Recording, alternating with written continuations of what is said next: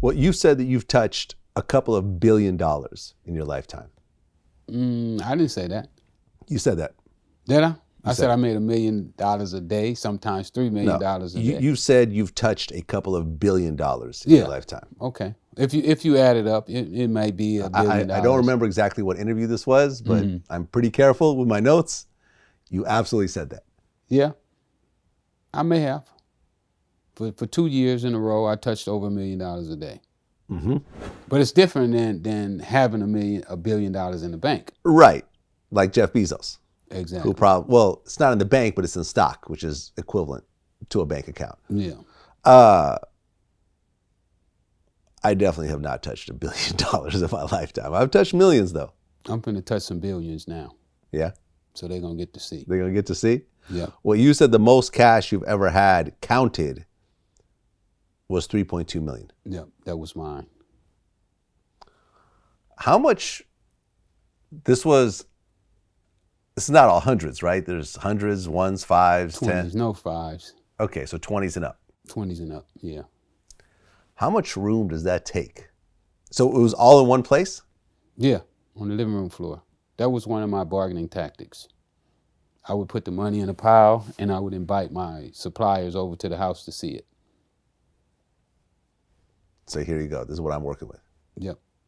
And what effect did that have? They wanted it. Okay. They knew that I was going to spend it that day. And they knew that their cut was going to be, what I used to do, I used to figure that out of a $3 million cut, they were at least going to get $100,000 out of each $1 million.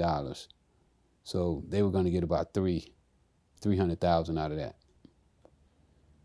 So what I always wanted them to do was maybe cut $50,000 out of their $300 and leave it with me. And that's how I used to do it. Yeah, I mean, cash is king. That term's going to be around forever. You throw a bunch of cash at somebody right then and there, as opposed to, if you offer someone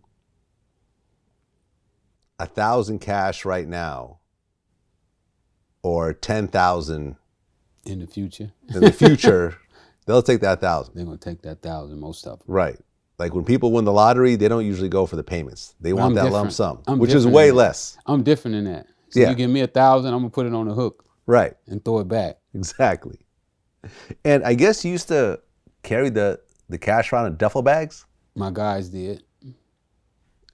How do you handle massive amounts of cash like that you cannot put in the bank? You just carry it in bank. You keep safes. You know, we had safes. We had these big safes that we used to have. And just fill them up. You know, houses all around the city. You know, you just drop it off. How do you do the checks and balances to make sure that people who are watching the safe, transporting the money, don't skim? Well, only 2 people had the numbers, the combination. That was me and Al. Okay. Maybe a smaller safe. You know, my brother David might have had the combination of that. You know, the smaller the safe, the more people would have the numbers. But most of the time, the big safes, only me and Al could open them. Okay. How often did you have money disappear? You mean come up missing? Yeah. Probably all the time. All the time. Yeah. You know, people used to, when I was sitting in prison, you know, I used to wonder why everybody used to want to take my pants to the cleaners. Because there'd be money in them? Because there's always money in them. So, you know, it wasn't, I mean, I was still young, you know, so I made a lot of mistakes.